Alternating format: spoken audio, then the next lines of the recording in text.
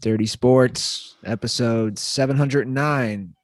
We are live in 5, 4, 3.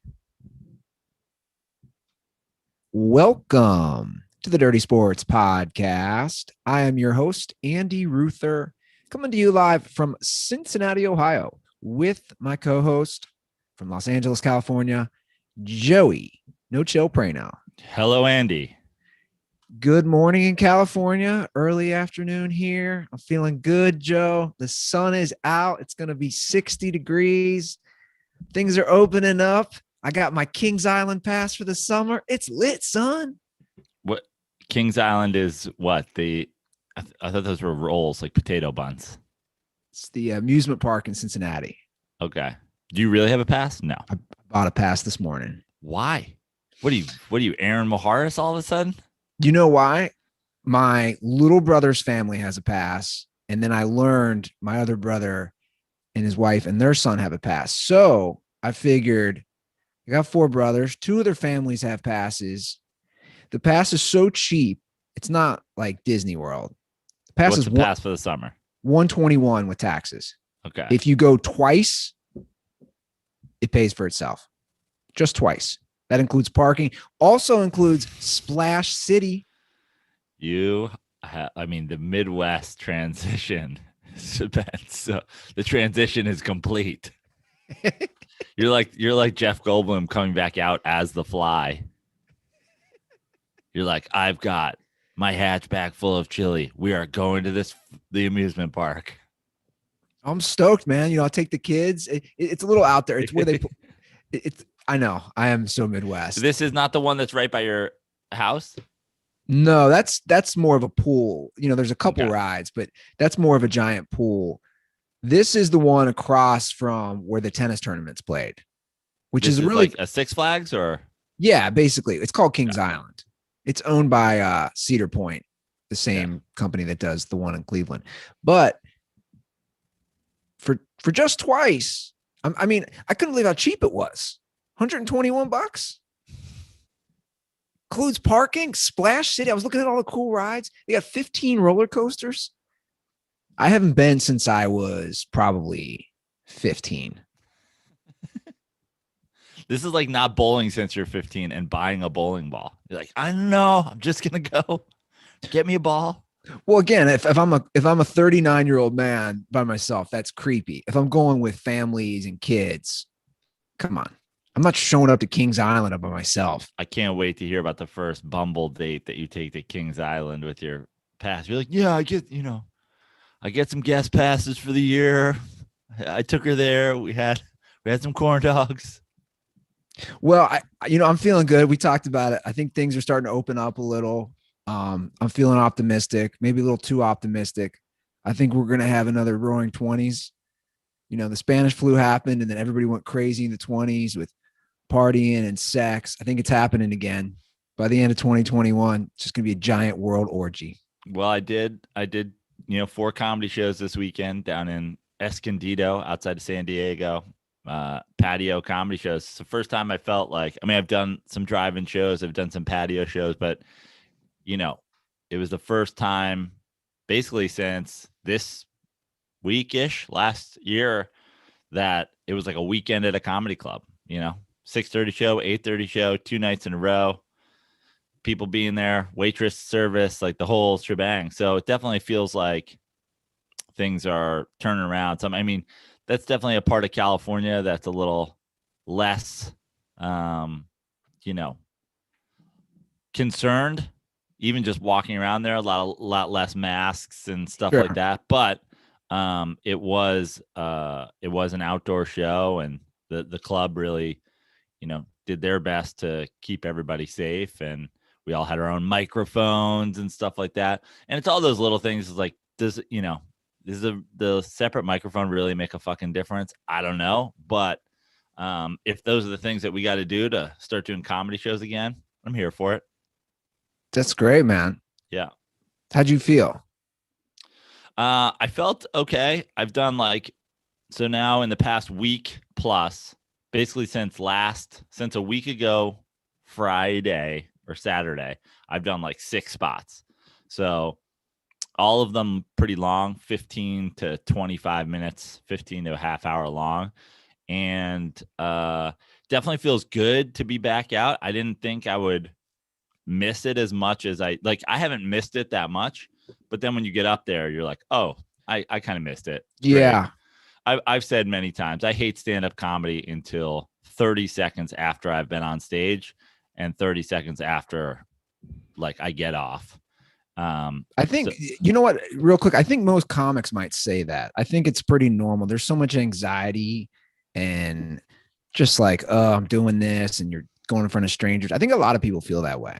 Yeah, I think the difference between me and most comics is like, I've never in my whole comedy life been like desperate for spots, like the guy who's like chasing spots around all the time. It's like more, take what's offered to me, occasionally, reach out to people to get some shows. But when you're on there, it feels good. I think the biggest thing from a comedy standpoint is like, I don't have a set that I'm working off of anymore. It used to be, when you're working consistently for so long, you have this block and you're either adding to it, adding some new jokes to it, or cutting out depending on your time. Like I probably had a 30-minute block that I could do in my sleep. And it's like, oh, if I got a headline, just add some jokes in the middle. If I'm just featuring, take a couple jokes out. And this is, I did 4 sets completely different, basically. That's got to be, in a way, great. You have this blank canvas in front of you. There's no restrictions. Yeah. It's got to be freeing, I would think. Yeah. You can it's do whatever you want. And I feel like crowds maybe are a little bit more understanding of people doing it. Like I wasn't working off my notes or anything. But there's definitely a disjointed feel to the whole thing. And the crowds were great. Crowds were awesome. That's great, man. That's yeah, man. I don't know. I'm feeling, like I said, I just think that, once things start to open up more, it looks like you're going to be able to go to some Dodgers games.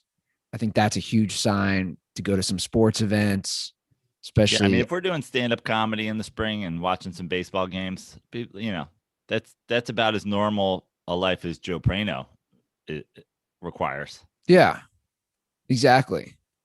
Like, it's because once you start having those events, I just think it just changes the morale of being able to see whatever it is, comedy, music, sports, right? Mentally, just the thought of, hey, I went to a show or a game. Like, you just feel better. Yeah.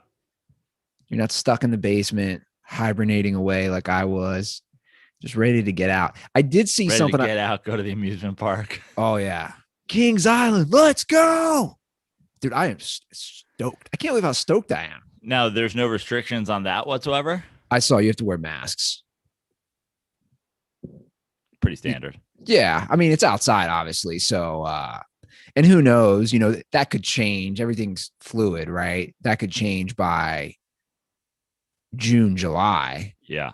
If half the country is vaccinated. It'd be great 20 years from now when you look back, your pictures of your nieces and nephews, you guys riding the log flume. You got the masks on, your hands up, screaming with masks on. You're like, remember that? That was the pandemic. It's true though, right? I've thought about that with a lot of the pictures I took, like around the holidays with masks on. You're like, you'll never forget this. But I wanted to bring up a quick baseball rule. So now we're talking baseball for a quick second, then we'll jump into the NBA. I saw this in an editorial in the Cincinnati paper. Did you know this rule existed for spring training? What rule? So there's a rule. I don't know. I can't answer if I know about the rule until you tell me the rule. So there's a rule. Well, I was on the rundown, but whatever. There was a rule that it's something called rolling. Rolling occurs when a pitcher has thrown at least 20 pitches in an inning, at which point the manager can decide to end the inning. Right. So this occurs from February 27th through March 13th during spring training. The official rule says retiring the side shall be relaxed such that defensive managers may end an inning prior to 3 outs following any completed plate appearance, provided the pitcher has thrown at least 20 pitches. And this was the point of the Cincinnati editorial. I guess last Friday, the Reds are losing 5-3 to Arizona with one out in the ninth. And the pitcher was struggling for Arizona. And he just said, forget that. And the game ends. Yeah. And his point, which I agree with, he's like, dude, I get this is spring training, but if you're just going to end the game with the team having a chance to win, then you can't charge, he's listing the prices for that Reds game. $29 a ticket to get in, $9 for a beer. His argument was, you're going to charge the fans this much, but you're just going to call the game. But no one cares who wins these games. Like no one cares about the spring training record. I don't know what the Mets spring training record is so far. I don't know what they're, typically, honestly, and there's no science behind this, but as a Mets fan, I feel like they've had their best seasons after they've struggled the most in spring training. I don't know if that's, correlated to playing, younger guys more and finding the guys who work, and therefore they, less likely to win, whatever. But like, I got to say, and, this rule aside, or the game can be ended after 6 innings or 7 innings or 8 innings. There's that rule. Like the Mets game yesterday ended in a 4-4 tie. Like, I don't go to spring training games or watch them on TV at all. I'm not concerned at all about the score, really. I agree, but I think the point is you're lessening the competition, and the argument that these guys need rest. Like, take the Reds, for example. The Reds invited 73 players to spring training. 40 were pitchers. So the argument will be made, you have 40 pitchers. You can't just make a roster change. Like, you can't just, bring in a new pitcher. Yeah. I mean, it's a weird rule, but I think the idea of like getting worked up over it because it ended up being used in the ninth or whatever and ending the game. I don't know. It just seems like, if you wanted to take that argument to its full end, you could say, hey, I bought tickets to this game and they only played guys whose numbers were in the 60s and the 70s. It was a fucking showcase game, and I didn't get to see, our starting left fielder and our starting shortstop and our first baseman. And you go like, or a split squad game. Oh, I went and half the team wasn't even there. They were across town at another thing. So should that be half price? It's like spring training's all about getting these guys in shape and evaluating who's going to make the roster. So I just think it's a weird rule, but if you're writing an article and your argument is based at all in the win or loss of a game, you're already coming from kind of the wrong place. But again, why can't you just bring in, if the guy's not doing well, or you're like, I don't want this guy to keep throwing pitches. Again, if you got 40 pitchers, you got plenty of arms to bring in. If I'm at that game, I'm a little annoyed. If I'm at any game, ninth inning, 6th inning, whatever inning, you're just wait, they're just going to call the inning. Don't you want to see a little competition? Yeah, but I mean, this, like, obviously these rules are based on limiting the action. I don't know if it's pandemic related. I don't know if it's, we're shortening everything for whatever, but like all of these rules have to be pushed through with everybody, with a majority vote and all this and blah, blah, blah. And like, I don't know, just as a baseball fan, I don't care at all who's winning these games. But what about this argument? I see in the YouTube comments from Chance Nost, it takes away from being able to observe what a player can do in a tight situation. What about that argument? But you're arguing that they would take him out. Well, true. I guess it's the 20 pitches. I don't know. I don't know. I don't like it. I just think it's, I can't think of a, by the way, what is a comparison? Let me ask you this. For that argument, comparison? Just to double down on the response to that argument, this is a defensive manager's decision, right? So he doesn't have to take him out after 20 pitches. If he's like, hey, this guy's going to be a middle reliever on our team and he's going to come in these situations and I need to see what he can do, he has that option, right? Now, I just think the argument that like he's, is the manager who did this, if he did it solely to like get out of this game and be done with it, is that like pretty whack, sure. But also if he did it in the 5th inning and the 6th inning and the 7th inning, and then it did it in the 9th inning and ended the game, then he's just taking advantage of this rule that's specifically to keep guys from throwing too many pitches or having him to rush a guy in to warm up. Like when I go into a spring training game for my team, typically they're like, this guy's going to pitch and this guy's going to pitch. It's like, all-star game vibes. And then this guy's going to pitch. Oh, we're going to take this guy out if he does bad. This guy's next up. If they get to the end of that list, I don't really care if the game ends. I mean, maybe I'm just like, not a guy who's going to spring training baseball games to see a walk-off. But what would be the comparison? That's me. I'm always trying to look for cross sports comparisons. I don't know of any other sport where you can basically just halt the game. You're completely stopping the game mid-competition. You're the guy who's playing a video game, to bring it back home for me. Oh, I had a shitty start in Galaga. I'm just going to start over. You're basically hitting the reset button. There's no comparison in basketball or football to do that. I mean, the bottom line is the simplest answer is it's spring training. The idea that this rule would ever be a thing when these games matter, it won't.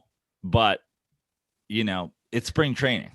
But we're also looking at a sport that now wants a runner on second base to start extra innings. So when you say it won't, baseball has, it's almost like and I am vehemently against that rule. Yeah.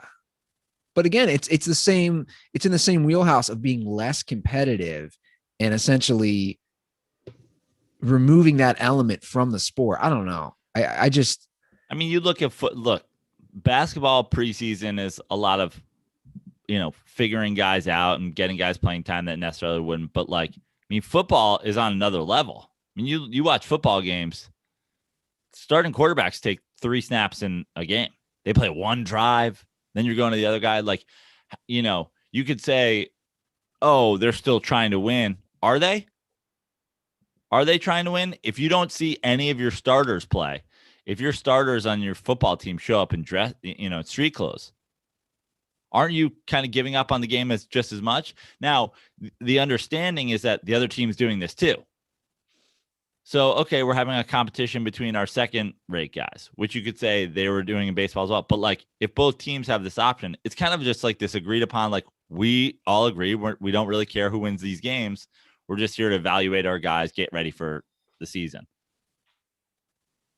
Did you watch the NBA All-Star game, correct? I did. I watched most of it, yeah. It was whack.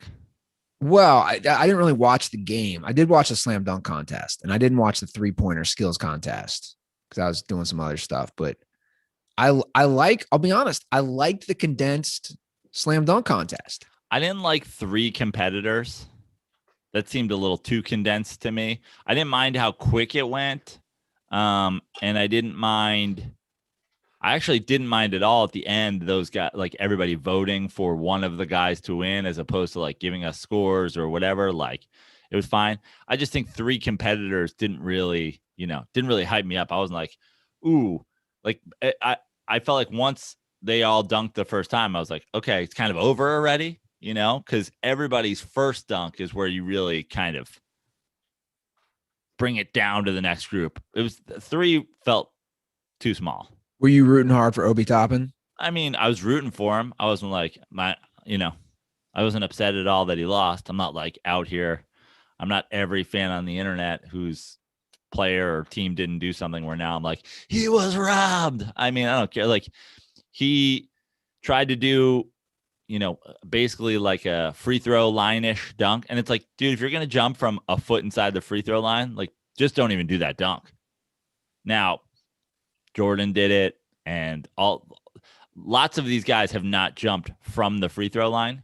So there's certainly a history of rewarding the guys even if they don't. But for me, it's if you're not going to, if you're going to set this arbitrary thing of I'm going to do this crazy dunk, but but what's going to make it great is I'm going to do it from the free throw line. You better do it from the free throw line. Your foot better touch the free throw line at some point. But the other side of that argument is if you're going to kiss the rim, you should come within 2 feet of the rim. Yeah, I agree. You know what I think we need to see. This is an idea. I was going to tweet this, but I was saving it for the show. I think we need to see these guys are, and I've said this before. Like these guys are. Remember, this was my whole thing about dunking last year. Like, oh, it'd be great to be able to dunk. I'm an unathletic white guy. These guys are so athletic, and they make it look so easy. And the announcers talked a lot about that. Like the first few dunks from Obi Toppin and Anthony First dunk, Simons. Toppin's first dunk was the best dunk of the contest, I thought. Yeah, I agree. And then the first dunk from who was it? Cassius, whatever his last name is. Yeah. Was a good dunk. Anthony Simons had a good dunk. My point is they all made it look so easy. And the guys commentating were saying, hey, that actually hurts them because they make it look so easy. Yeah. This is where my idea comes into play. These guys are so athletic. It is so easy. I think we need unathletic white guys in the dunk contest. Interesting. Horrible take. Really? I've said before, either have adjustable rims where you can keep going higher, or have them be dunking on people. Okay. So you don't like my idea of like guys who aren't as athletic trying to dunk. I think that'd be hilarious. It'd be a hilarious halftime show during, a regular season game. It's like when they bring the Pop Warner kids out to play football at half. It'd be, or dogs catching a frisbee. Like it'd be entertaining, but I don't think it should replace the dunk contest. No, I'm all for it, man. These guys are too good. I say we replace it with like guys who you're like, what? He can he dunk? Can he dunk? Can't he dunk? I don't know. And then it's just a matter of can they dunk it? Yeah. Welcome back to the All-Star Weekends. Can they dunk? I love it. Where we find out if white guys who sit on the bench for NBA teams can dunk. Like all right, first up, TJ McConnell. TJ, do you feel like you can dunk? He's like, I feel like I can. I've dunked in practice a couple times. Well, again, because I don't know what these guys can do at this point. Like when the announcers are saying, "Oh, you got to do something new." What hasn't been done? What has not been done? Seriously, you're jumping over people. You're jumping over cars. You're like, what has not been done? Well, when the dude put the little hoop up on the thing and grabbed the ball off it, that was pretty cool. It was cool. I also, when he was setting up, I was like, oh, he's going to put a hoop up there. He's going to like dunk a Nerf ball and then dunk a regular ball. Like, I know there's, you got to get into the prop situation and the whatever, but like also Toppin, his last dunk, if he had gone from the free throw line for real, that's a 50 to me. So it's like, we can still push the limits, like reverse from the free throw line, 360 from the free throw line, through your legs from the free throw line. Like, I don't know, off the top of the backboard, whatever. Like, I just think the athleticism, we always kind of get this. And by the way, last year's dunk contest was pretty great. But it seems like every year with the dunk contest, it's either awesome or it falls short. And this year we got a fall short year. But like the idea that, every couple of years when we have a fall short year, we talk about like, what else are they going to do? Suddenly they come back and they do it. And, we get a great dunk contest. So hopefully hopefully that's next year. I don't know, man. I think the Andy Ruther idea of unathletic white guys dunking would be so much more entertaining. That's just me, maybe. You think it's a terrible take. I support this. You should go to high school warm-ups and watch a lot of white guys almost dunk. Or guys who can dunk, but let's see like to what ability, right? Maybe that. I don't know. Hey, maybe it's just me. Maybe I just want to see some laughs. Everyone, like, it's a dunk contest. Let's make it even more casual. See, I just say take a guy who wouldn't otherwise participate in All-Star Weekend the same way dunk contest guys do. Giannis isn't going to want to get dunked on, right? But Taco Fall, like, you're like, dude, you're not even getting invited to this thing unless you want to come and guard the rim. Now I want to see if, Toppin can yam it on Taco Fall when he knows he's coming. Okay. I'm all for that. Let's mix it up a little. I didn't watch the game. I'll be honest, Joe, I can't watch those games. It's just, they've gotten to the point where they're, that's what I'm saying. Kind of I think the 3-point shot in the NBA is why, the player's ability to shoot is why, like, you're hilariously bad take guy if you're like, the NBA was better in the 80s. Like, it's just like, at this point, it's hilariously bad take. Like, the shooting ability of today's NBA player is what sets it apart from eras of past. And they would, and I truly believe that, the Warriors team today with Steph, like, I think they boat race every NBA finals team from the 70s and the 80s and the 90s. Like, the shooting, the stretching of the floor opens stuff up. Unfortunately, in an all-star game, when there's no defense, it translates into a shooting contest, and it's not that exciting. I don't, I got to say, the 80s and 90s all-star games are better because these guys can't help but to go to the rim. And it's like, if you're going to play an exhibition game, have it be a Globetrotters game. Have it be great passes and dunks and whatever. The idea that Steph is, shooting from the logo in the all-star game, it's like, dude, I just watched you in the 3-point contest. Now, ludicrous idiot basketball fans would be like, this is what I'm saying about the NBA in general, which I would argue, no, when a guy's guarding you for real, and we have these, Stephs and Hardens and all these guys who are able to get, 3 feet behind the 3-point line, shots off with guys doubling them and tripling them and whatever. I think that's incredible. But I don't want to see a weird lackadaisical shooting contest in the NBA All-Star game. But also, they've become less exciting because GM LeBron can't stop putting together the best teams ever. Is that going to be our segue? Talk LeBron and vaccines? Sure. Saying, he's 4-0 as a GM. The other thing I want to say about LeBron, though, before we talk about it is, and I saw a tweet about this last night, LeBron is in year 17 of the All-Star, and he has yet to get the sort of career pass as an All-Star. You know what I mean? The Derek Jeter starting in year 15 when he's like the 26th best shortstop in baseball. Cal Ripken starting, like, Jordan starting on the Wizards. Like, we are in year 17 of LeBron. He is legitimately winning the All-Star vote as, the best player in his conference. That's incredible. Yeah, it is. And it's not a bullshit fan vote, which we don't really seem to do anymore. At least not in basketball. Maybe in baseball. I don't know if there's guys who are still doing it, but we don't really seem to do that. You don't really have the past their prime guys. I mean, I think with probably the end of Kobe's career, it's probably the last we'll see of that. It seems like nowadays you kind of wash out. You wash out. Yeah. Well, you didn't know if you wanted to discuss this, and I was like, I want to discuss the LeBron vaccine thing. I didn't say I didn't know if I wanted to discuss it. I just said it's kind of to me, it's a non-story, and you sent it to me. Like, usually if you send me something via text, you're like, look at this. And I was like, look at this. Is this?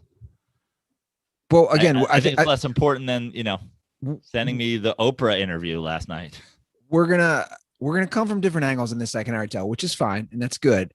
I'll read his direct quote. When asked if he will get vaccinated, LeBron said, "That's a conversation that my family and I will have. Keep that to a private thing."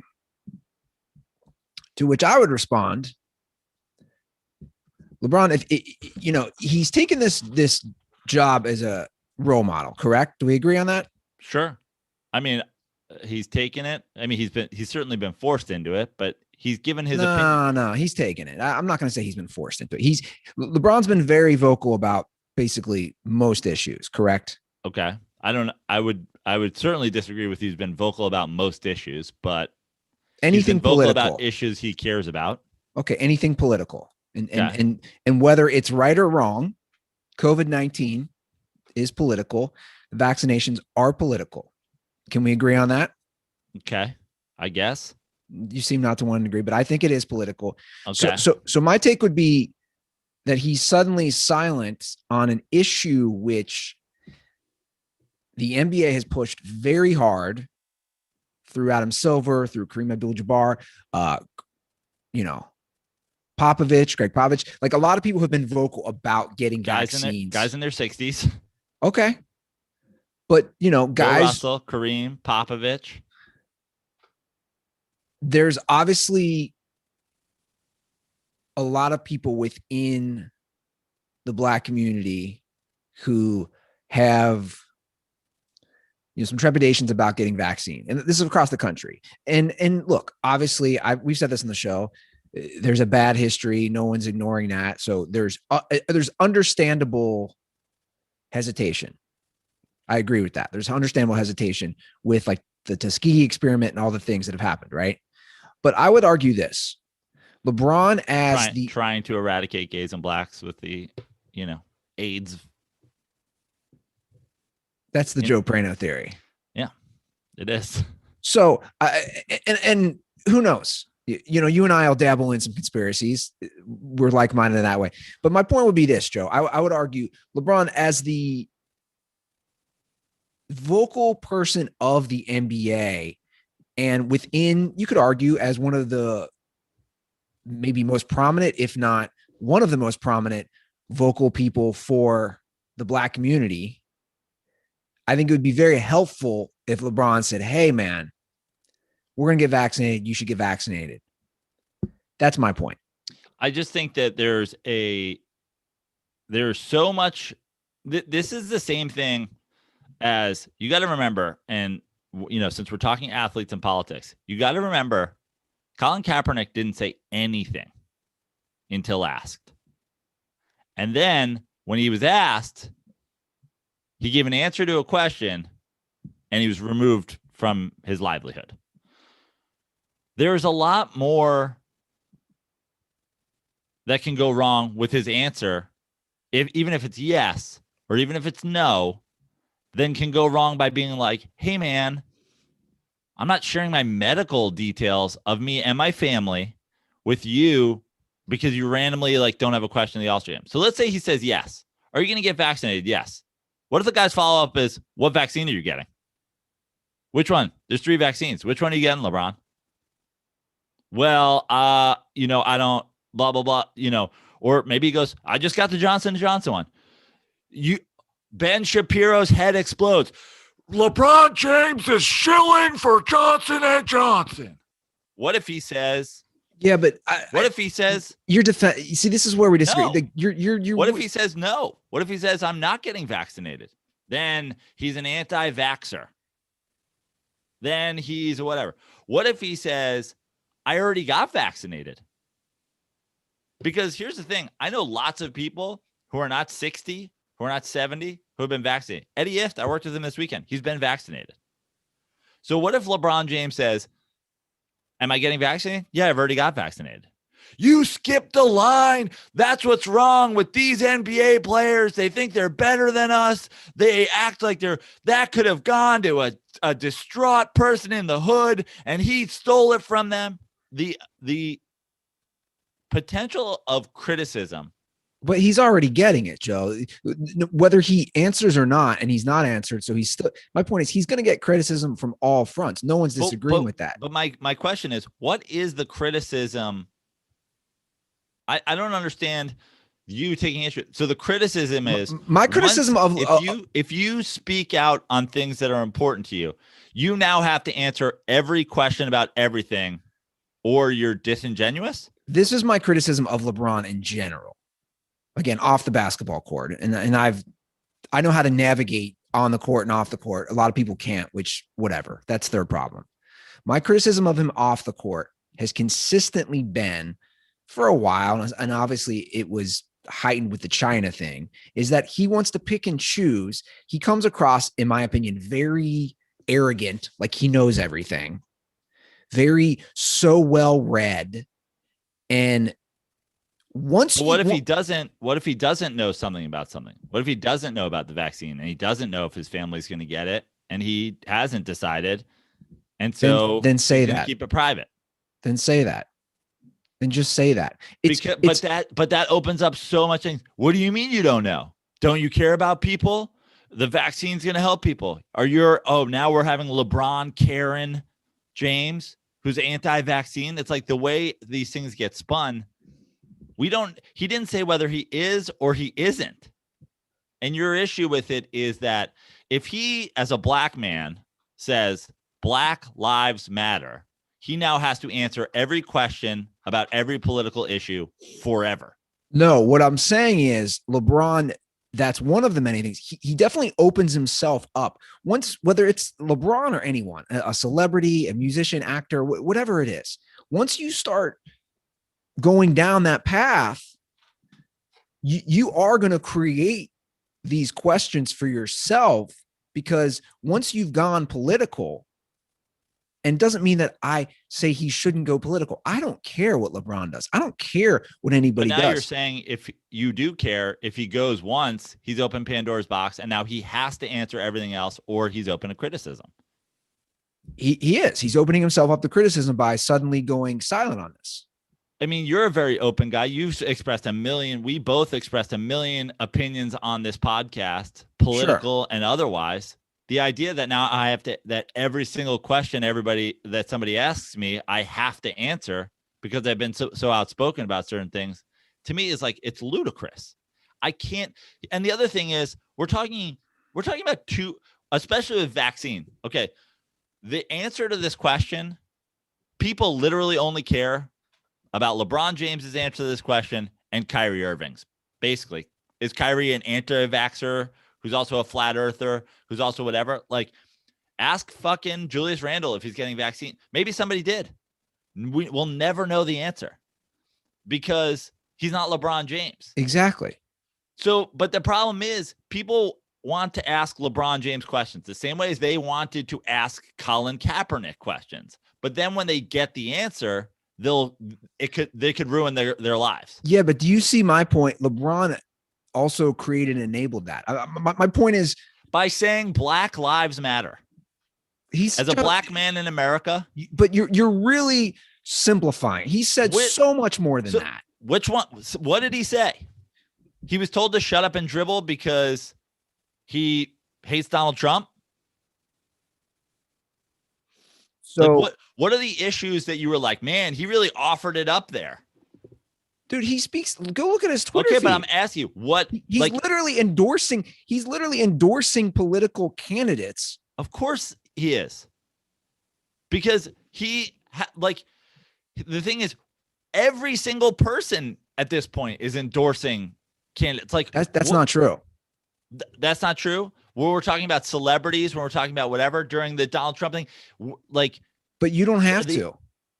So because he did one thing now, so because he endorsed a politician, he has to tell you his medical history? Joe, because he blatantly speaks out a lot on these issues. He does. You know he does. So then he has to speak out on every single thing you want to ask him about. No. I'm not saying he has to speak out on everything. I'm saying then suddenly he goes silent on something which is a extremely. LeBron, is your teenage daughter going to use birth control?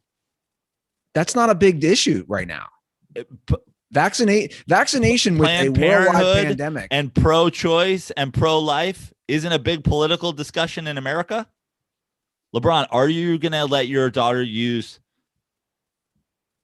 birth control, or is she going to have to make a decision after whether or not, like, the ludicrous idea that he has to answer that question because he said Donald Trump, don't vote for Donald Trump, and open racist. Like, what? I don't think that's a fair comparison about the daughter thing. That again, we're talking. Let me go back to my initial follow-up, right? Okay, LeBron, are you getting vaccinated? Is your family getting vaccinated? Did they already get vaccinated? Which vaccination? When are you getting it? Let me ask you this. The initial point I had. Do you think if LeBron is on record saying, hey, I think it's important for us to get vaccinated, do you think that helps the cause for people, the anti-vaxxers, against that? I don't know. I don't know if it has anything to do with the anti-vaxxers, but I think it has to do. I think it certainly helps the cause of probably making young sports fans and young people in the black community. But what if if he's a Democrat or if he's a liberal person, if he's he has to be pro-vaccine? Are you saying that like if he's going to be this way, then he has to be pro-vaccine? No. What I'm saying is I don't care if LeBron says I'm not getting vaccinated. This isn't a matter of me caring. Well, maybe he isn't, but he doesn't want to say he isn't. Like he has to. But that's my point is that he's Joe, we're seeing a pattern here. It was the same way about China. You're suddenly just silent. You're suddenly silent. Like you're suddenly not answering. And that's all I'm saying about a lot of these people. And this is where I get very. The China thing was the thing with LeBron in China wasn't that he was silent because he can be silent. It's that he criticized Daryl Morey for speaking out. But he's also not responding to any questions as far as his business connections with China and all that stuff. It's again, my big thing with all these people is just be transparent. Just be transparent and about everything. You've put yourself out there for a lot of stuff. Yeah. You know, you brought us into the question. I think we're pretty transparent for the most part. Like if somebody asks me something. And I'm also not telling people my medical fucking history. And if a dirtball comes up to me at the show and goes like, what medicines do you take? I'm not going like, hey, yeah, let's sit down and talk about it. I owe you that. I don't think that's a fair comparison. It's literally the question. If a dirtball says to you, again, we're talking about a worldwide pandemic that hit in 2020. I just don't even understand what the controversy is here. I'm trying to boil down the controversy to a thesis statement. LeBron James, because he's been politically vocal about certain subjects, not all subjects, certain subjects, he now has to answer every question asked about him that can be loosely tied to a political issue. What I'm saying is I think he sets himself up. Hence, when we were going back and forth on text as far as, you said, well, what's there to feel sorry for? And I probably used the wrong term in that. My point is he sets himself up for these things by opening himself up on other issues. But you're basically saying if you share an opinion, you now have to answer questions about things you don't necessarily want to share about. If you share a political, some sort of in that realm, my point is take Tim Duncan, right? I think he's a good example. Now he's a little older, but top 10 all-time player we agree on, recently retired. Tim Duncan was very quiet. No one's, and obviously he's not on LeBron's level of star and worldwide name. No one's saying that, but all-time player. He didn't say much. No one's going to Tim Duncan for these questions because he didn't set himself up that way. Part of it. That's all I'm saying. Because you brought up Julius Randle. No one cares. LeBron's been so vocal on everything else for the most part. But he's been vocal. He's been vocal. He offers himself like that's yes. Part of the whole thing is we agree. Right. So now why is he going silent? Because you're asking him things that maybe he doesn't have an opinion about. Now he has to make an opinion in that given moment. He's a 35-year-old or 36-year-old man. He may not have the option, or maybe he does have the option because he's a rich and famous athlete to get like, I don't have an opinion on getting vaccinated because as a 41-year-old straight white male comedian, I assume I'm in group 1 billion. And I'll figure it out when I get there. So I don't have an opinion. I'm like, if you come to me and you say, are you getting vaccinated? I don't know. I have no fucking idea. I think he does know. And just answer, just why are we silent now? That's all I'm saying. But what if he doesn't know? We don't know what's happening. We don't know if he's made a decision for his family. We don't Then know if say he's made a that. Then decision say, for look, man, himself. I don't know. There's not a good history of vaccinations with young black men in America. Because I don't that's know. opening. Now I don't whether know he's about the saying it. ramifications So the that thing this could is, have on my heart, whatever if it he is. says, I don't know, there's a history of whatever, and then he gets it, he's still painted as an anti-vaxxer. He's still painted as somebody who's saying not to get it. The idea that the ball of wax that like that's created by him answering the question one way or the other is so much greater. I just feel like there's no, his answer, yes or no, gets politicized one way or the other. I agree. We agree there. But it's really not like his decision to do it or not to do it isn't a political decision. We agree that. Like, are you thinking about politics when you're thinking about whether or not you get vaccinated? No. But you are thinking about politics when you vote for a presidential candidate or not. Sure. So the idea that you just said, LeBron's answer to this, LeBron owes us an answer because it's a political conversation. Hold on. I want to correct. I'm not saying he doesn't know us. LeBron can do what he wants. I'm not saying he doesn't owe me shit. He doesn't. I want to say that for the record. I'm not saying he owes me anything. I'm saying he sets himself up, in my opinion, for criticisms based on what things he has said, tweeted, Instagrammed, whatever in the past. I couldn't disagree more with the idea that that's fine.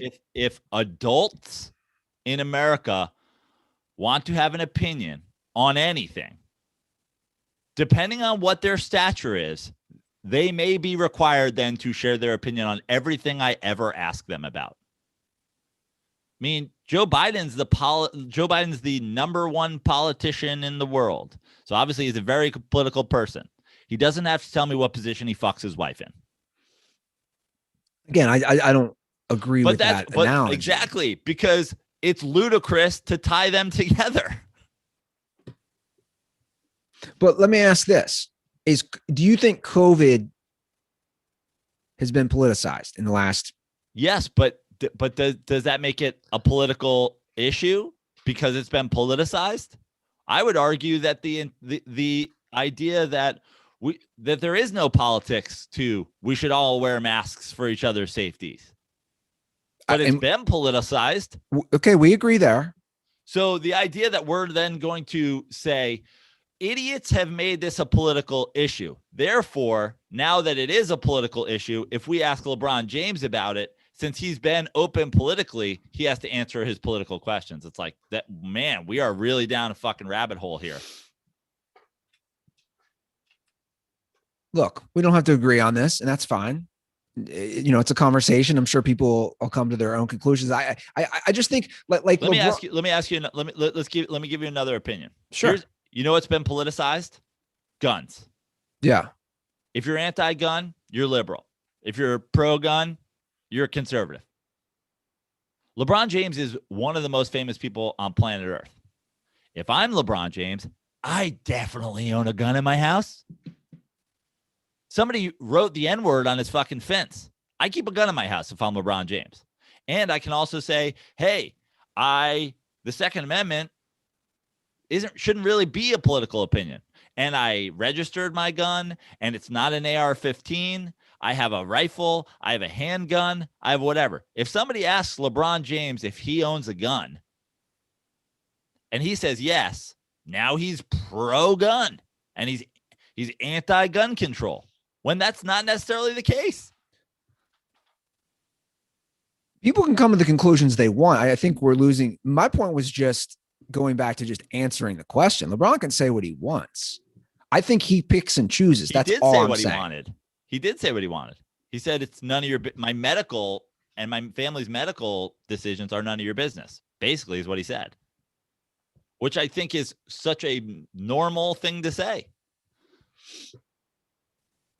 But if he was asked a different question, he's blatantly going to answer it about who he's going to vote for or those things. Yeah, because listen, first of all, LeBron James hasn't done that his whole career. He's done that. He did that when it was about Trump and when it was about, the battles in Georgia and pushing people to do that so that we can get control of the Senate and blah, blah, blah, blah, blah. Sure. But like, that's him thinking he's using his, his clout for a good cause. Maybe he doesn't have an answer for whether or not he should use his clout in this situation. And again, saying, I don't know, I have to look into it, is basically LeBron James anti-vaxxer story everywhere today. Everywhere. If he says, I don't know, I'll have to decide. I'm have to look at all the studies and whatever. Is LeBron James an anti-vaxxer? Or if he says, yeah, I'm getting it and I've got it. I already got it. My family, me and my whole family already got the Pfizer vaccine.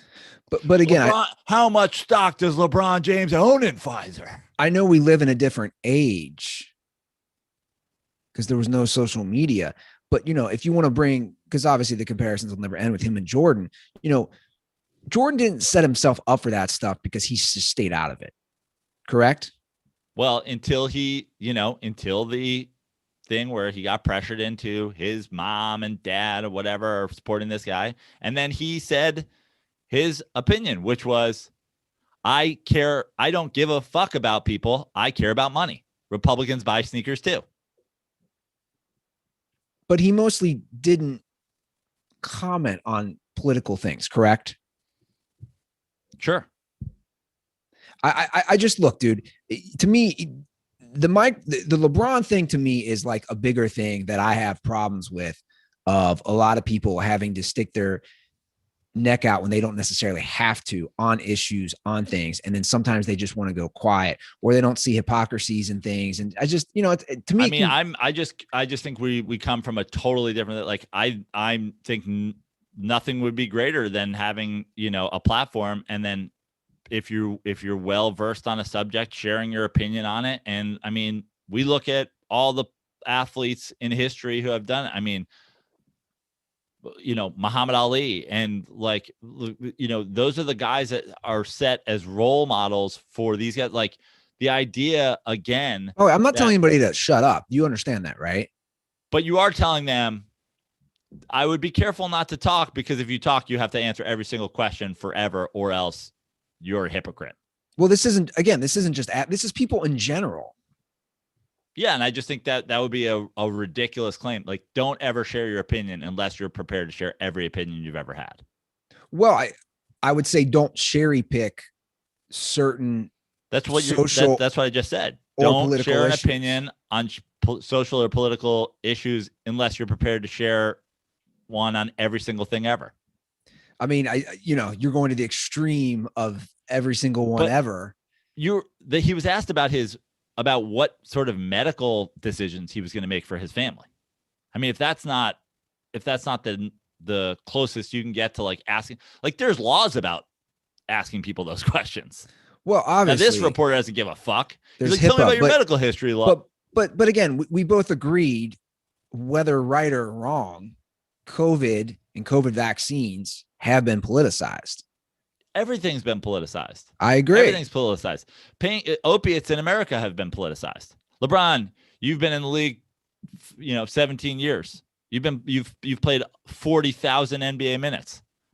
You ever take a Percocet or a Vicodin because your back or knee hurt? You ever take any sort of opiate post game? You think he wants to answer that question with the opioid crisis we have in America? You think he wants to say, let me tell you something, Andy. He has taken an opioid for pain. Do you think he wants to answer that question? Maybe not. I'm sure he doesn't. Why would he? We have an opioid crisis in America. If he normalizes taking fucking handfuls of painkillers, start doing, like, the idea that we have to answer every single question that could be loosely tied to politics because he said, vote for people who aren't going to treat our race like garbage, is kind of crazy. Again, I think we don't see eye to eye on some of these things. And in my opinion, you're simplifying some of these things. But I'm not simplifying anything. I'm like, that guy's a dick for asking the question. And I don't care about LeBron's answer. So you think he's a dick for asking LeBron if he's getting vaccinated? Yes. He's 100% knows it's a story either way. Okay. He 100% knows if he says yes, LeBron is some shill for the NBA's vaccine cause that they're doing. And if he says no, he's an anti-vaxxer. And I'm sure he had a follow-up question about when he's getting the vaccine, what vaccine he's getting. Did he already get it? LeBron skipped the line. LeBron is pushing this thing. Because remember, Andy, if LeBron goes out, here's what people have done in the past. If LeBron walks into the locker room one day and goes, hey, everybody, just FYI, got the Pfizer vaccine. Now you can say, hey, really seems like you're pushing Pfizer on people, right? The same way, if Colin Kaepernick walks in the locker room and says, I hate America, and I'm not standing for the national anthem, seems like you're really looking for attention about the fact that you hate it. But if you're sitting somewhere quietly and somebody walks over to you and goes, hey, man, are you getting vaccinated? He has not asked himself into this position, whatever. Colin Kaepernick didn't do shit until somebody asked him, hey, man, I've noticed that you've been sitting for a couple games. What's the deal with that? But again, I mean, look, and we'll move on. I don't know if I like the comparison with Colin Kaepernick and LeBron James. You're talking about arguably the greatest basketball player of all time who had a worldwide brand and empire. What I'm arguing about is that retroactively, people have made Colin Kaepernick this guy who went out on a soapbox and was vehemently anti the thing, which is what they would do to LeBron James, regardless of how he answered. My point is, you guys showed up and asked him, but then you complain when these people get political. You were asking them the questions. Yeah, but again, I think Colin Kaepernick's a lot different. Like you stated, like we all know, he was very, he was quiet about it. He wasn't doing press conferences. He was, Andy, but this is where, you and I know that.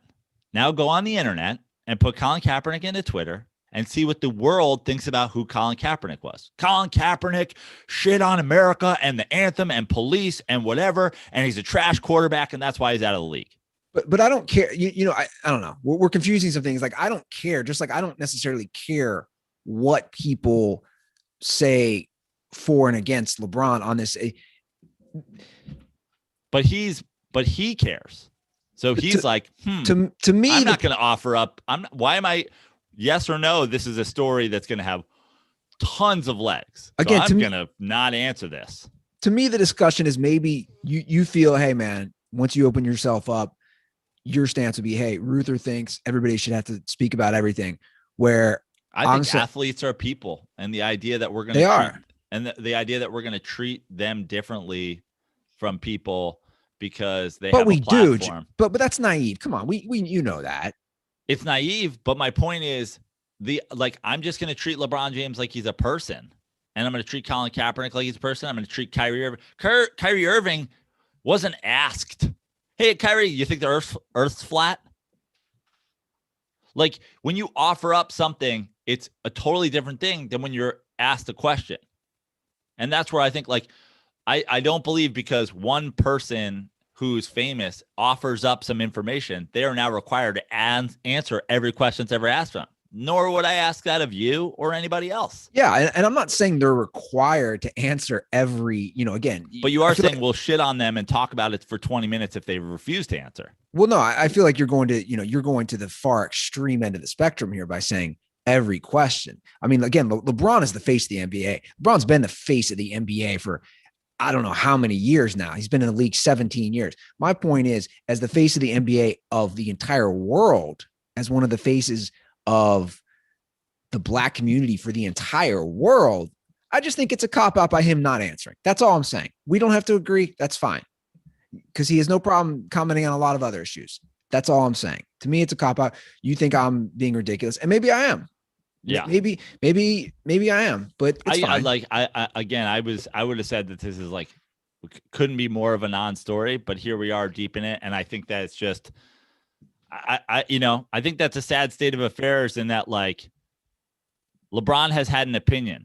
So now everything is a gotcha moment. It's like, okay, well then honestly, fuck every sports fan ever. Like, well, look, Joe, I think we need to end on at least a funny note. I've actually enjoyed this discussion. I think you've made some good points.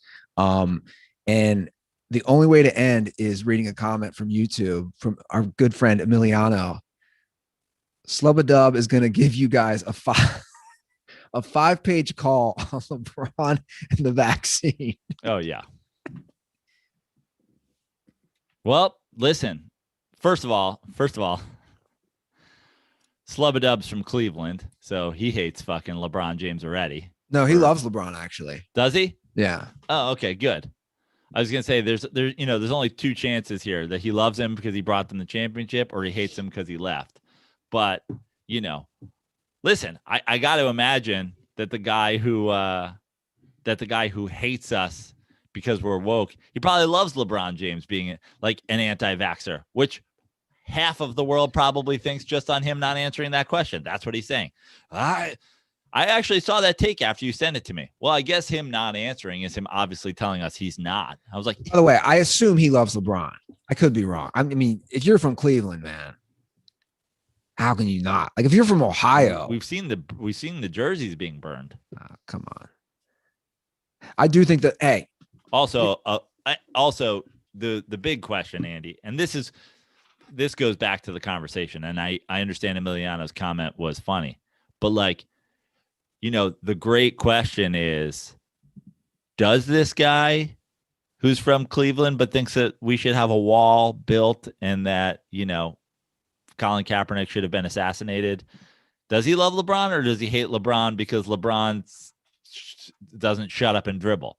Like, I think that's everything that's going on in sports these days, is like, this guy who asked that question is trying to start these conversations.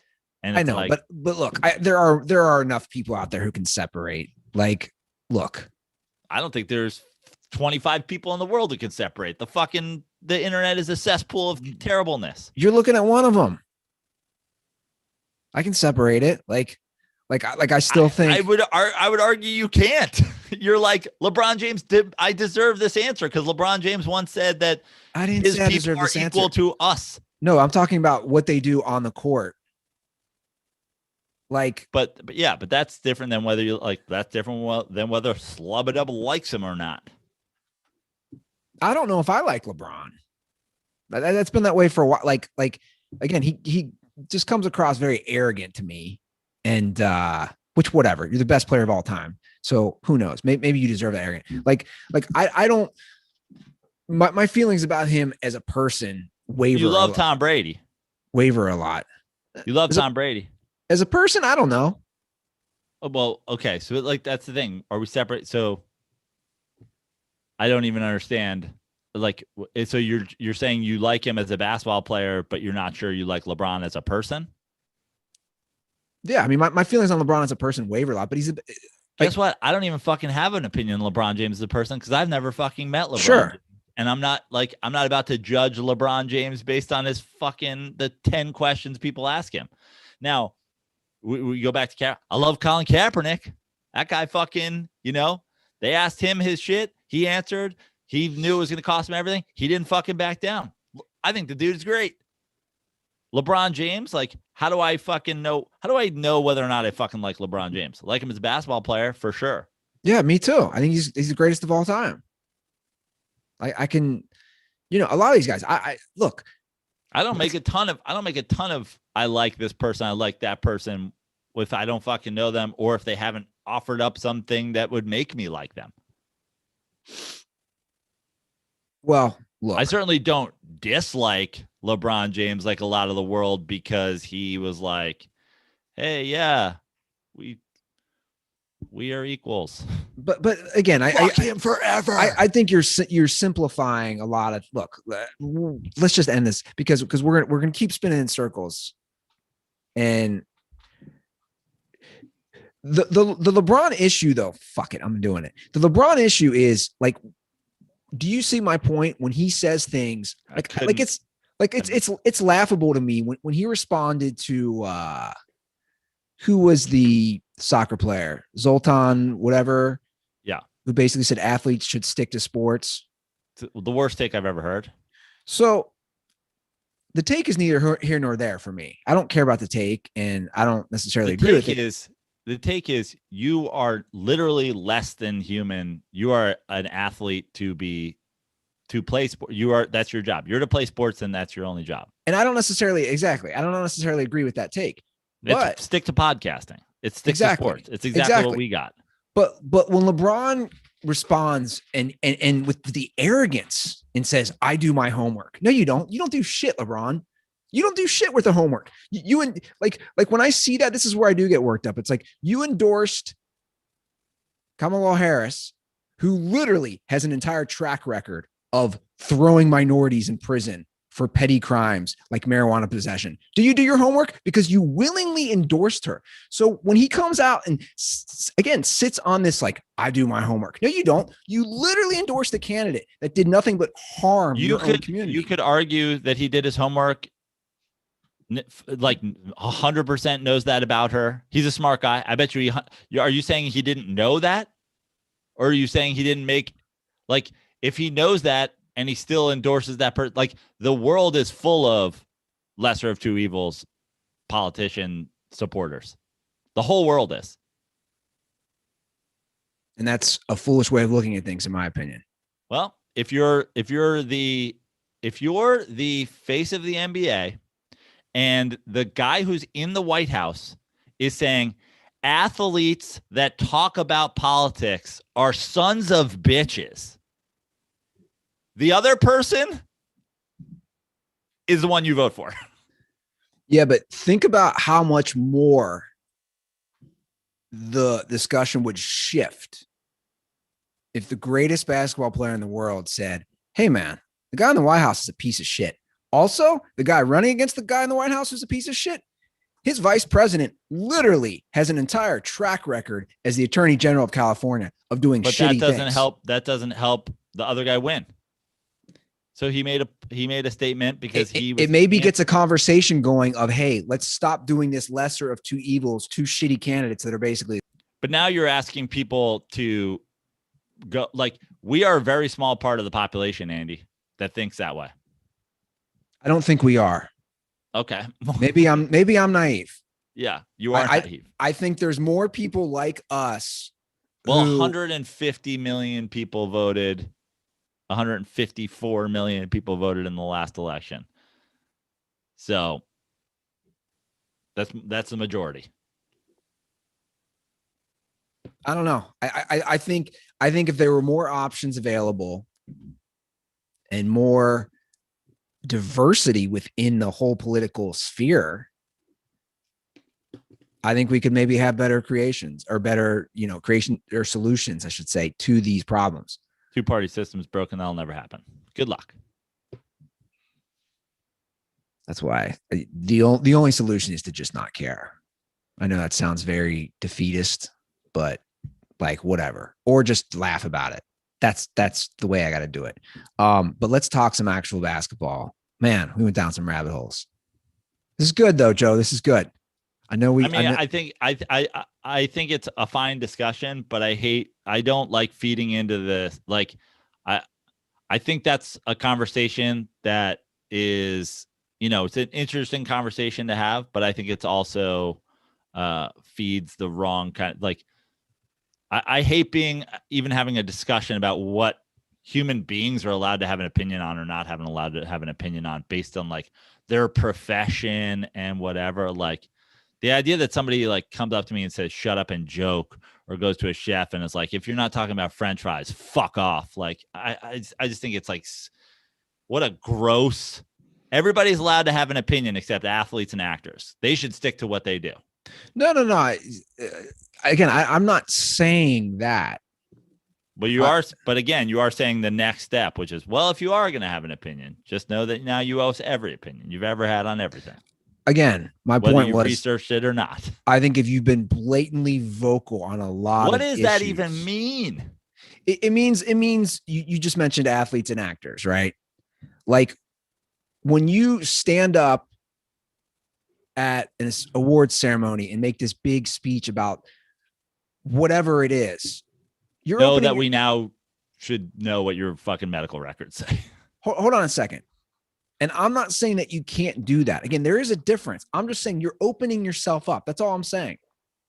You and I host a podcast. Of course we open ourselves up because we talk about whatever, so we are fair game for a lot of questions.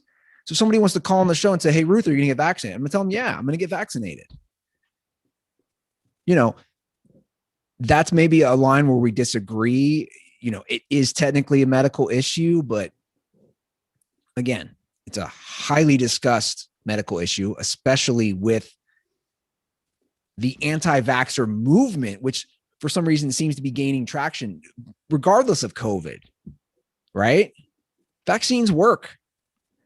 Anyway, the Nets added, who'd they add? Blake Griffin. Are they that scared of the Lakers? They're just throwing in old pieces.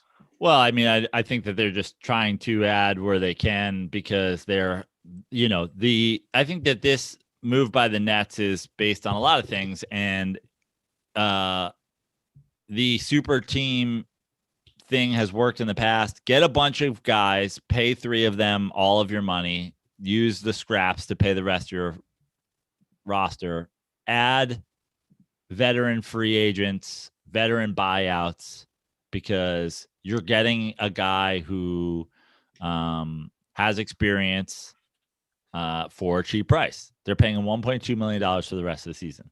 Do I think that Blake Griffin significantly helps this Nets team? No. But what I think is for $1.2 million, why the fuck wouldn't you do it? And you know what? When they buy out Drummond and Drummond goes to the Lakers, that's going to make total sense too. Even though neither of these guys are necessarily guys you would want to sign in free agency, if you're getting a free pass at them, why wouldn't you help them? Now, Blake Griffin doesn't help the Nets defensively, which is their big issue. Blake Griffin doesn't really, he doesn't really make the Nets that much better at all. But he's probably better than the guy who he would replace in whatever minutes that he's taking, because they're already playing somebody who's probably not that qualified to be. Like, I'm not sure if Blake Griffin's really an upgrade if he's taking some of Jeff Green's minutes. But I guess we'll find out. And for $1.2 million, it's worth trying. I've seen the deep analytics on it. Have you seen any of this stuff? No. They actually claim he doesn't help them. Again, who knows if that, it's a deep analytic dive. Right. I saw some tweets. Here's the thing. You're also judging Blake Griffin with the Pistons. Right. Yeah, which is fair. Again, I don't know. I don't think the Nets' big problem for a championship is going to be playing defense. Are the Lakers trying to get 100% doesn't help them defensively? Are they trying to get Drummond? Well, the talk today is that if they buy him out, he's off to the Lakers. That'd be good for them. That'd be really good for them. It would be good, but it wouldn't be like it's not pushing them over the edge either. It all comes down to, I guess, the health of both teams. Yep. Everyone's very high on the Nets right now. I think the thing with Blake to the Nets is that, obviously besides it being kind of a no-brainer in terms of like the finances, is like, does he help like just locker room wise? Does he help? Does it help having a vet? Does it help having a guy? But like the flip side of it is like, what's Blake want? You know what I mean? Blake hasn't been in a conference finals because he was a Clipper. We know that. Yeah. I think he's definitely a nice little off the bench piece. Sure. He's Jeff Green, literally light. Canceled. Can you say that? Yeah. Also, he did wear a black t-shirt when Donald Sterling had to give the team up. So I look forward to someone forcing us to find out whether or not he's getting vaccinated. There you go. There you go, Joe. Coming in. The joke. I appreciate that. Blake, Hey, man. You're of mixed race. Are you going to be an anti-vaxxer like your white mom, or are you going to get the vaccine like your black dad? Is that a white mom thing? No, I'm just kidding. No, I'm just wondering though. Your mom's an anti-vaxxer, Karen, and your dad is. That's the impression I get. A lot of Karens are anti-vaxxers. Did you see the video of those Karens going at it at Bed Bath and Beyond? Yeah, that's great. Wild. My girlfriend always goes, she's like, you are always watching Karens yelling at each other on the internet. I'm like, I fucking love it. There's a lot of good feeds out there for it now. Yeah. Do you follow any of them on Twitter? No, but I should. Yeah. Karens are everywhere, man. Yeah. I mean, Rex Chapman shares a good Karen every once in a while. Don't even get me started on that guy. He's another one. He got too woke. You got too woke for what? It's just like, dude, again, I just can't stand. I can't stand the guys who just go so hard on one political party, right or left. It makes me want to vomit. I'm just going to back everybody. It's like, dude, you support shitty candidates. Meanwhile, if I'm like racist Clay Travis, you're like, oh, let's not throw around phrases too fast. I'm not so sure. I'm not so sure he's a racist. Rex Chapman's a woke asshole though. I don't know. I don't like to label people. I shouldn't call him an asshole. I'm not so quick to label people. I just want to say I'm not so quick to say I shouldn't call him an asshole. A racist. I shouldn't call him an asshole. Travis is a racist. I take that back. I shouldn't call him an asshole. I don't know. I just think, like, dude, you had your thing. You see it all the time, especially with comics, and then you go so hard for one side, man. I don't like going hard for one side regardless. I don't know who annoys me more at this point. I think about this. I'm like, who annoys me more? Like, there's some far right guy who lives a few streets down, always posting signs. Every time I drive by that, like handmade signs, like Biden stole the election one day. Then and I get worked up. But then I might get just as worked up on something else. I'm telling you, I've been watching a lot of George Carlin. I've been watching it like a lot. The whole system sucks, man. I shouldn't even care. I know that's the truth. That's what I was trying to tell you the whole fucking time. Like, I can't believe, you get triggered by everybody. Well, I get triggered when everybody wants to go so die hard one side or the other, because that's what they want. But then if they don't go die hard, you're still angry. You're like, LeBron, you went die hard. It's too late. Now you got to do die hard 2 and die hard 3. No, I'm talking more. You went die hard, guy. You better stay die harding. I'm talking more about like the big supporting of a political party or of like die hard behind candidates. It's like, I just don't get it. You can support somebody all you want. I don't care, but it's, what I'm talking about. It's the fucking, I'm going all in, man. Going all in on this person. They're the thing. They're the next thing. It's like, dude, we're all flawed. Politicians are people too. Like, I mean, I'm sure you've seen a lot of it with the people who voted for Biden. You see it on social media now. They're all like surprised at some of the things he's not pushing for. And it's just, I don't know. It's like, because you went all in, man. What do you expect? Luckily, I have a bunch of edibles and weed here, and that just calms me the fuck down. Like, why is that not legal? How many milligrams will you be taking? And what hour of the day will you be taking them? And what company are they from, Andy? I'll answer all your questions. Will you be pro giving your children edibles? And if so, at what age? You've been very outspoken about edibles. Will you let your children take edibles?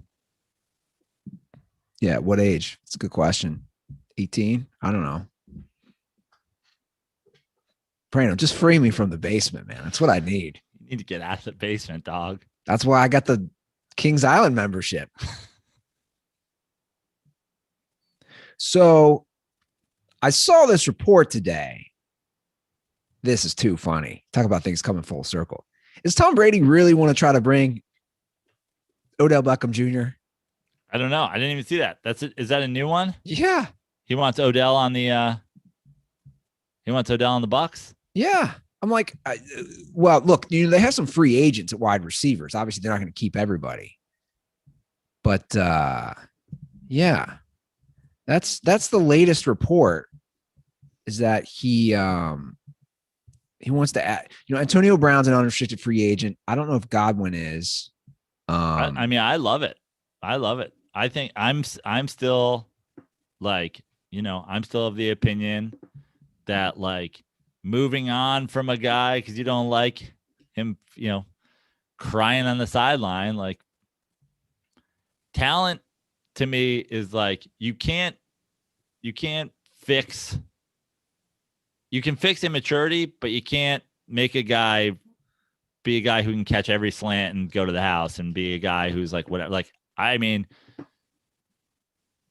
the whole are the Browns better without Odell? Like, I just feel like Odell's gotten this whole thing. It's like, and we've talked about it. We've talked about like, I mean, you did Antonio Brown's not Odell. Antonio Brown's like beating up his girlfriend while they're packing a moving truck and shit like that. But he didn't kick that. Oh, I said that way before Antonio Brown went off the register. Dude. Well, I know, but I said they're all fucking divas.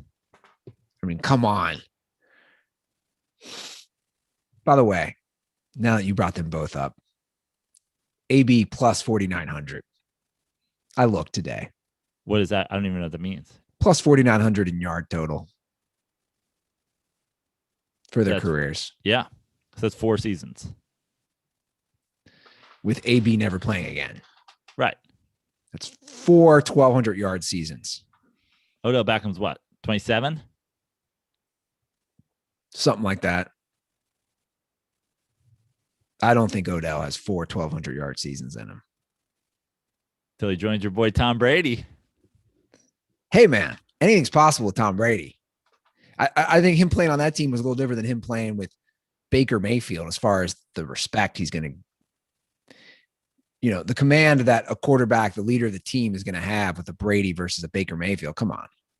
But at the same time, the Browns are probably, in terms of having, the Browns run the ball plenty as well, but they're a little bit more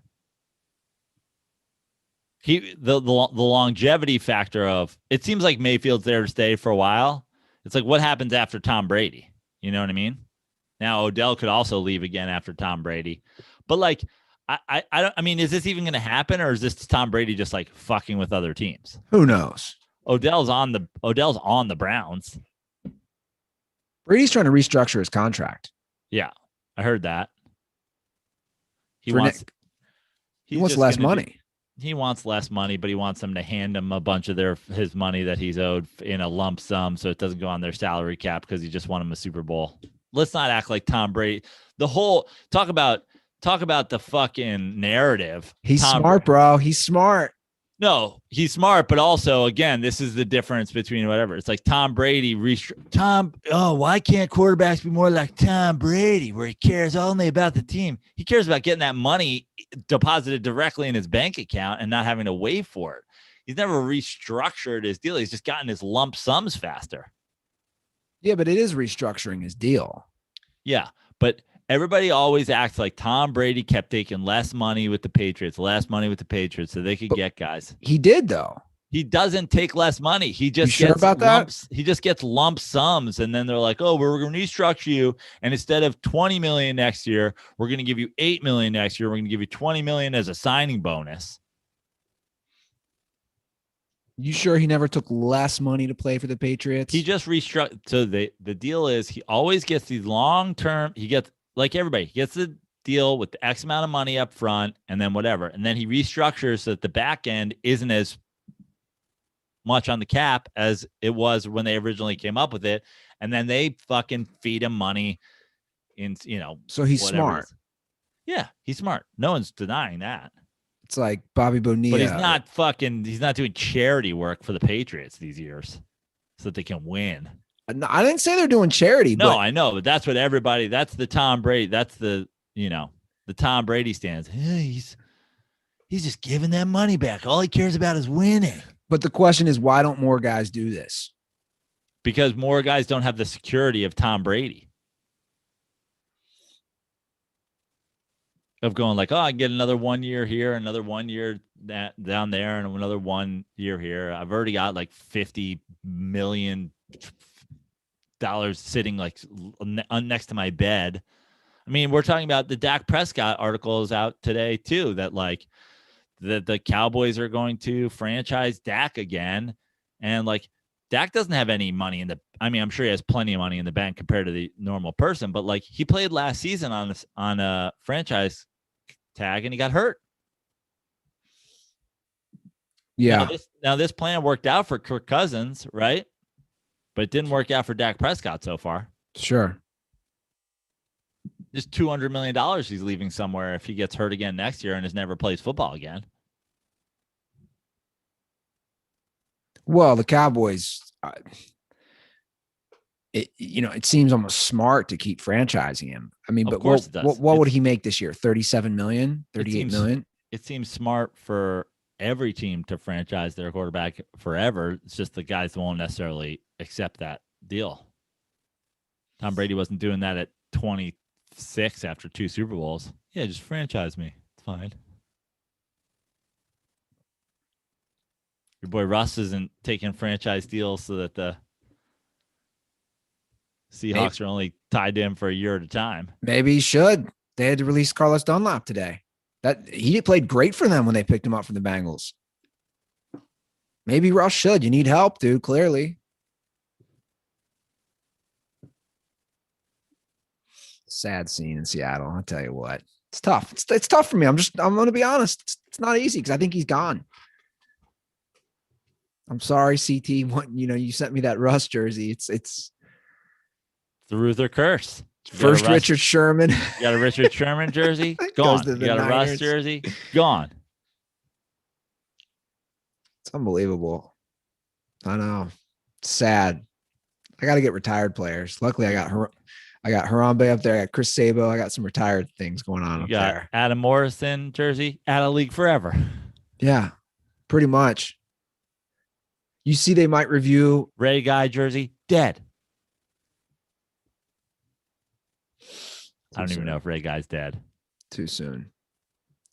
You see, they might review the helmets or the hits to the head on the quarterback. I mean, they might make it reviewable, roughing the passer, basically. I mean, I think that those are some of the most egregious, ridiculous. I agree. Penalties that there's no more penalty that's like biased based on who it's occurring to than the roughing the passer. Yeah, I agree. I'm all for it. I mean, they protect these quarterbacks, and I get it. They're the money makers, but some of these things are absolutely ridiculous. And they're huge penalties. Huge. 15-yarders, always in important spots of the game. I'm all for that. I don't think this is the pass interference thing because some people are like, oh, it's going to be that again. The NFL dog shit at doing this, so there's certainly a chance that it could be, considering that they decided to review pass interference, but then refused to review the plays. You could challenge it.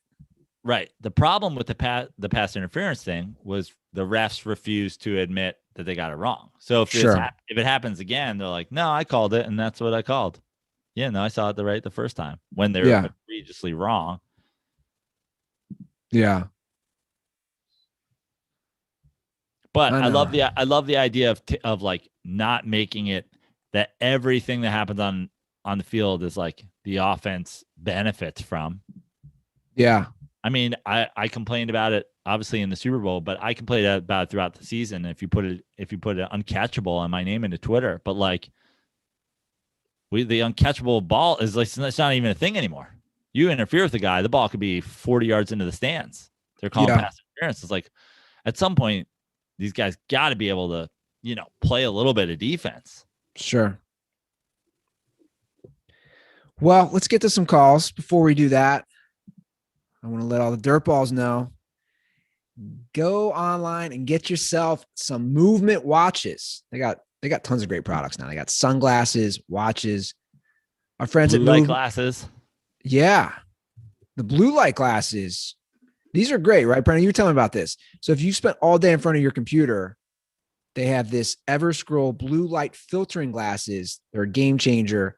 It'll help with the eye strain and poor sleeping patterns. And those are all available at movement.com. I love Movement because it is affordable. You see a lot of these places, you're going to spend $400 to $500 for a watch. You go to your local department store or you go online. It's not cheap. It's very expensive. But Movement, very affordable. They have a great selection. If you want to elevate your look and your style that doesn't break the bank, then join the Movement and get 15% off today with free shipping and free returns. Simply go to movementmvmt.com/dirty. Again, that's mvmt.com/dirty. And I'm stoked. I got a pair of aviators for sunglasses. And now that the weather is finally warm, Joe, I'll be rocking those this summer at the pool. I'll be rocking those as I go to Kings Island, going down some of the water slides. Actually, I might lose them, so I wouldn't do that. But I will be rocking my Movement You just sunglasses. need some croakies. Yeah, right. By the way, no comments. No comment. What do you think about my glasses? How am I looking? Oh, we have one comment. Do you want one comment that I got via my texts while we were on? Sure. My girlfriend from the other room, LOL, Andy wears glasses and thinks he's Oprah in this interview. Shots fired. Did you watch the Oprah thing last night? I did not. Oh man. I didn't, that's the kind of thing my girlfriend was all about. And then I watched it and I'm like, all right, I'm in. Yeah, my sister-in-law was talking it up big Saturday night. And my brother and I were like, I don't get it.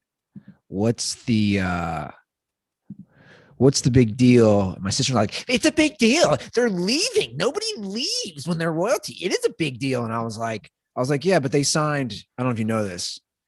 Meghan Markle and Harry signed a $100 million.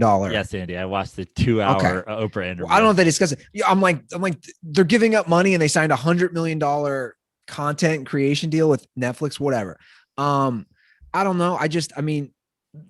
Sorry to anybody in England listening, but like, we got a bunch of ridiculous shit in this country, but like, you guys still have a king and a prince. Like, the fuck century are you living in?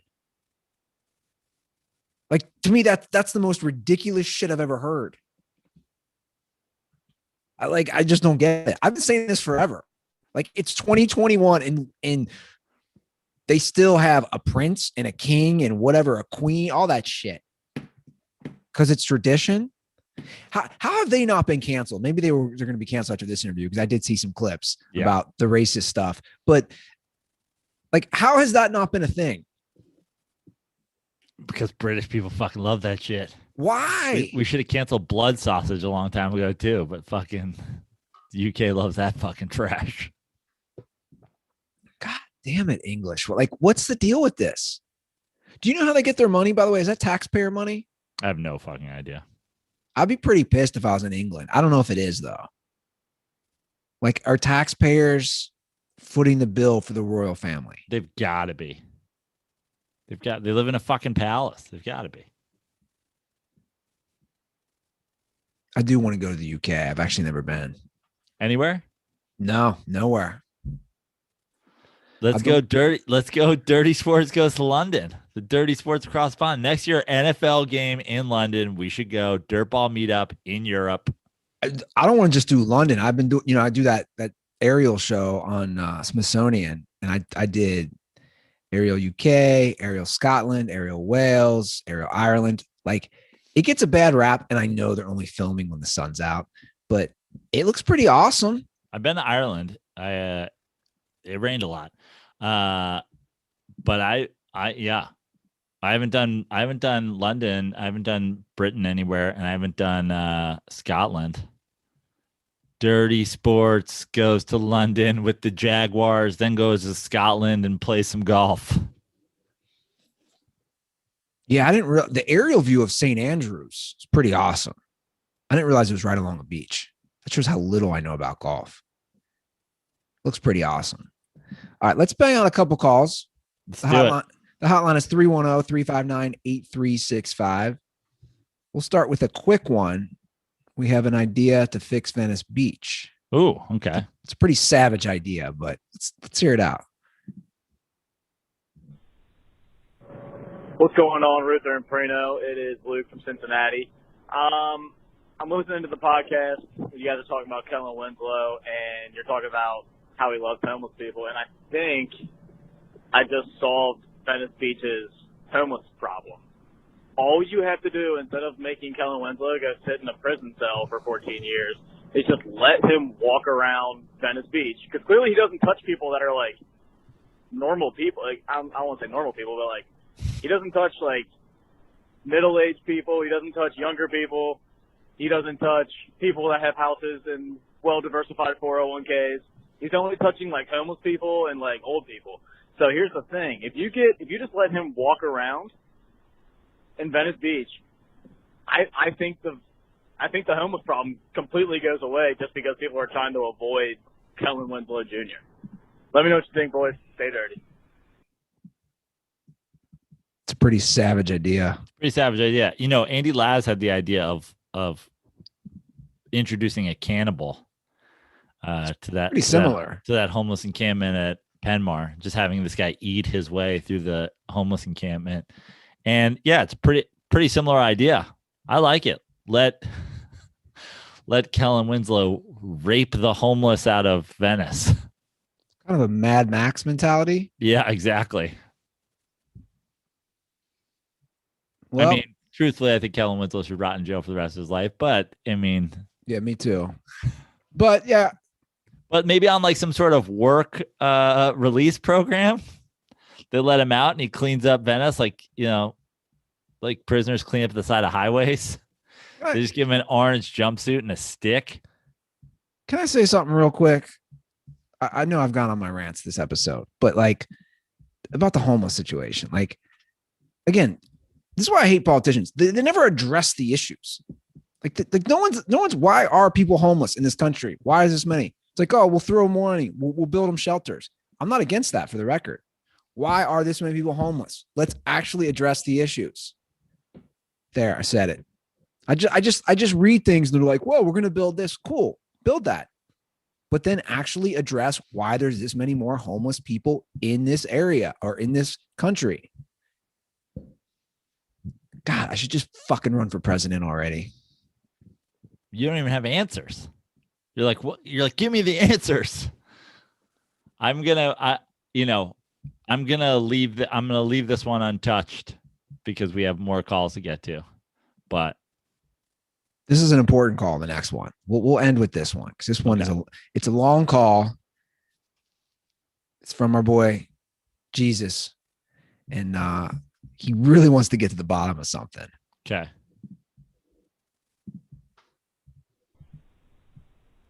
Hey, ¿cómo están? Jesus calling in from Dirtback HQ. Long time no call. I got a little bit of a random question here, and it has to do with public restroom etiquette. Now, this didn't happen in a public restroom, but I feel like it applies. So, a couple of days ago, I walked in on this guy battling fucking demons in here, bro. Okay? Because the moment I opened the restroom door, it just smelled like pure fucking death in here.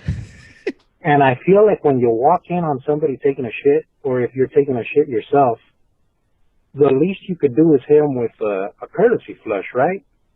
Now, I don't know if I'm making that up, but I feel like that's a thing. And not only did this guy not do it, which, hey, the damage was done. Maybe he was like, well, it's already too late. But not only did he not courtesy flush, the guy started shitting, and he was splattering all over the place. This motherfucker was battling in there, okay? But Like, I know you know I'm in here, bitch. You can't wait for me to leave? So, I don't know. Am I just being a bitch? Or is courtesy flushing for somebody a thing? Because I feel like there are unspoken things, right? Like leaving a stall open when you got to take a piss, or not starting a conversation with somebody. But yeah, this guy just didn't give a fuck, bro. He was a nasty motherfucker. So what do you guys think? Are there unspoken rules when using a public restroom? Because I feel like there are, and this fucking guy just didn't care. But whatever, you know. You have to do what you gotta do, but goddamn, nasty motherfucker. And a quick side note, Prano, I know you said you were gonna do shows. Well, he cut off and he didn't call back. He reached the 2-minute thing that it cuts off. This is actually a valid, legit question. I mean, I think he brought up two things, but the first one is obvious. Like, why wouldn't, like, yeah, of course, courtesy flush. I agree. I mean, that is not that hard a thing to do, especially if you're in a situation where you are in public and it is dire. I don't think anybody's using a public toilet to go number 2 unless they are desperate. Sure. Who's I mean, I'm sure there's some small subsection of the people, but like, and I've used many a public restrooms because when you gotta go. But when I have the choice, I'm not doing it. But a courtesy flush is like, that's literally common courtesy, just courtesy flush. Now, the idea of him waiting because Jesus walked in, it's like, well, listen, there's only, that might not be physically possible, but yeah, a courtesy flush is the bare minimum. I mean, courtesy flush is, you got to do it.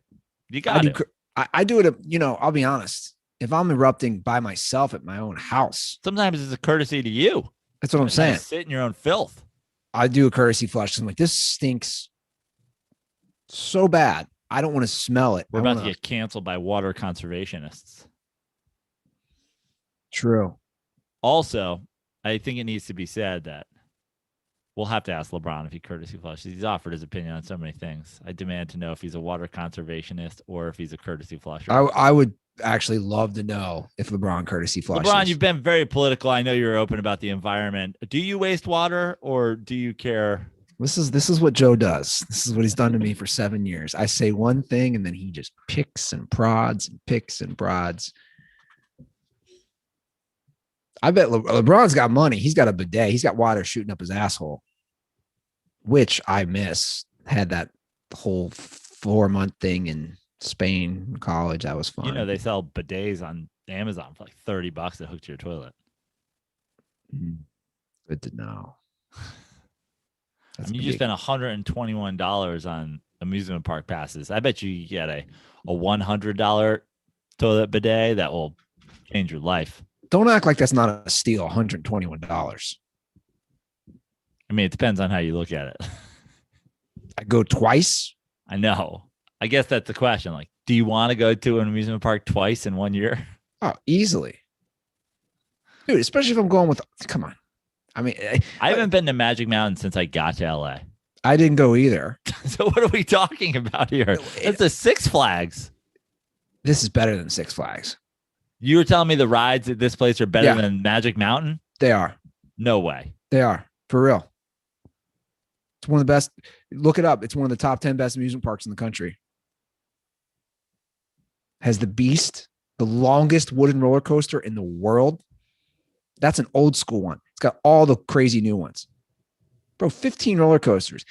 Kind of offensive that you're even questioning. And a whole water park with it? I mean, how were water parks not canceled from COVID? It's outside. Yeah. It's a petri dish. Dude, by then, the park doesn't open till May. Yeah. I just hope it's heavily chlorinated. Yeah, people are going to be vaccinated, man. I'm telling you, the world's opening up. The dating apps are going to be a cesspool. Everybody's going to be fucking. What's it called? Hawaiian Island? Kings Island.